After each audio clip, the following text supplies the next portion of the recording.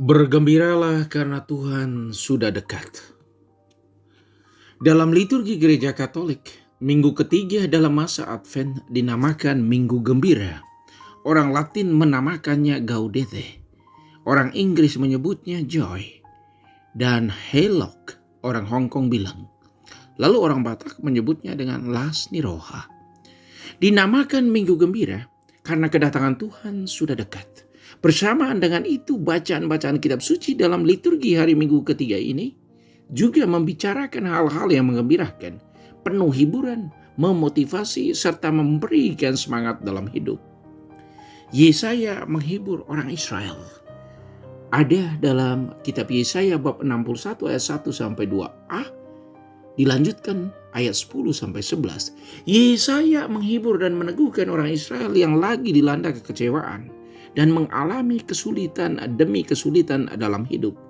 Setelah mereka kembali dari pembuangan Babel, yang mereka harapkan semoga sudah kembali dari Babel, hidup akan menjadi lebih baik. Tetapi kenyataannya berbicara lain. Dalam situasi seperti itu, orang Israel membutuhkan motivasi, peneguhan, serta hiburan agar senantiasa berharap pada janji Tuhan yang menyelamatkan. Peranan dan fungsi inilah yang dijalankan oleh Nabi Yesaya. Dia meneguhkan, menghibur, dan memberi pengharapan kepada orang Israel. Yesaya mengajak mereka agar menyerahkan diri kepada Allah dan membiarkan karya agung Tuhan terjadi. Berkat Allah akan turun kalau orang Israel juga ikut berpartisipasi untuk memungkinkan berkat itu terjadi. Partisipasi nyata yang harus ditunjukkan setiap hari, yaitu keterbukaan hati terhadap karya dan rencana Allah dengan melakukan yang baik dan menghindari yang jahat. Yesaya dikenal sebagai nabi yang membawa pengharapan, membawa hiburan dan sukacita bagi pendengarnya. Hari ini ia meneguhkan bangsa Israel. Roh Tuhan ada padaku, sebab ia telah mengurapi aku untuk menyampaikan kabar baik kepada orang-orang sengsara dan merawat orang-orang yang remuk hati. Aku diutus untuk memberitakan kebebasan kepada orang-orang tawanan, kelepasan dari penjara kepada orang-orang yang terkurung. Aku bersukacita di dalam Tuhan, jiwaku bersorak-sorai di dalam Allahku. Ia mengenakan pakaian keselamatan dan menyelubungi aku dengan jubah kebenaran. Sebuah ekspresi yang begitu menggembirakan.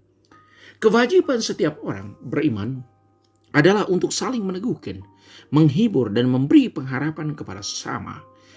Hidup kita seperti roda berputar. Ada senang, ada susahnya. Ada sukses, ada gagal. Ada ketawa, ada menangis. Walaupun hidup seperti roda berputar, tetapi ada satu mesin utama yang memutarnya, yaitu cinta Tuhan sendiri. Tanpa Tuhan hidup kita menjadi sia-sia. Tanpa Dia hidup kita menjadi tak bermakna. Karena itu, Advent kembali mengajak kita untuk hidup dalam dan bersama Tuhan. Kita berjalan bersama Tuhan. Doa Santo Paulus Rasul kita bisa baca dalam 1 Tesalonika bab 5 ayat 16 sampai 24. Semoga roh, jiwa, dan tubuhmu terpelihara sempurna dengan tidak bercacat pada kedatangan Yesus Kristus Tuhan kita. Bersukacitalah senantiasa, tetaplah berdoa dan mengucap syukur dalam segala hal. Peganglah yang baik, lakukanlah yang baik, hindari yang jahat.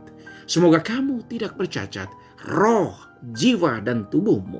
Allah yang memanggil kamu adalah setia, sungguh menguatkan dan meneguhkan apa yang Paulus sampaikan ini.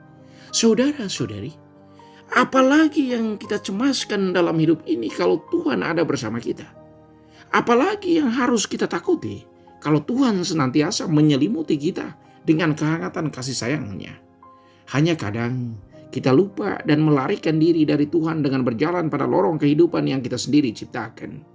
Awalnya kita kira itu mendatangkan kegembiraan, tetapi lama-kelamaan ia membawa kesedihan, sengsara, dan bahkan maut. Tetapi kita belum terlambat. Kita masih diberi waktu untuk membenah diri. Inilah saatnya untuk kita kembali ke jalan Tuhan. Inilah waktunya untuk kita menyesali segala cacat celah dan dosa, dan membiarkan rahmat Tuhan membaharui kita dari dalam. dari hati kita. Tuhan, ini aku hamba-Mu, baharuilah hidupku dengan belas kasih dan kerahiman-Mu. Tuhan tidak pernah menolak permohonan yang tulus. Tuhan tidak pernah memilih kasih dalam menyalurkan berkat-Nya. Tuhan senantiasa memperhatikan setiap orang. Tetapi kita sendiri yang menghalangi kasih dan berkat Tuhan itu dengan tutur kata, sikap, dan perbuatan yang tidak sesuai dengan firman dan kehendak Tuhan. Penegasan Yohanes Pembaptis. Kita bisa baca dalam Yohanes bab 1 ayat 6 sampai 8, dilanjutkan bab 9 ayat 19 sampai 28. Yohanes memberi kesaksian tentang terang. Dialah ya suara yang berseru-seru di padang gurun, luruskanlah jalan.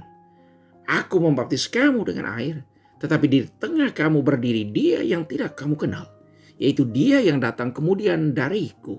Membuka tali kasutnya pun aku tidak layak. Dengan kerendahan hati, Yohanes Pembaptis menyampaikan kepada para pendengarnya bahwa Dia yang akan datang kemudian itu akan membaptis kita dengan Roh Kudus, dan Dialah yang menyelamatkan kita.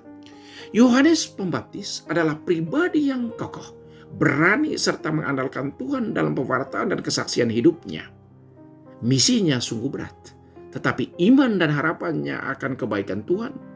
Ia bisa meluluhkan hati orang Yehuda untuk bertobat dan memberi diri dibaptis. Yohanes Pembaptis berjalan bersama Tuhan, hidup bersama Tuhan. Bersama Tuhan semuanya aman, semuanya mungkin. Karena itu berjalanlah selalu bersama Tuhan dalam hidup kita setiap hari, sekarang dan selamanya. Amin.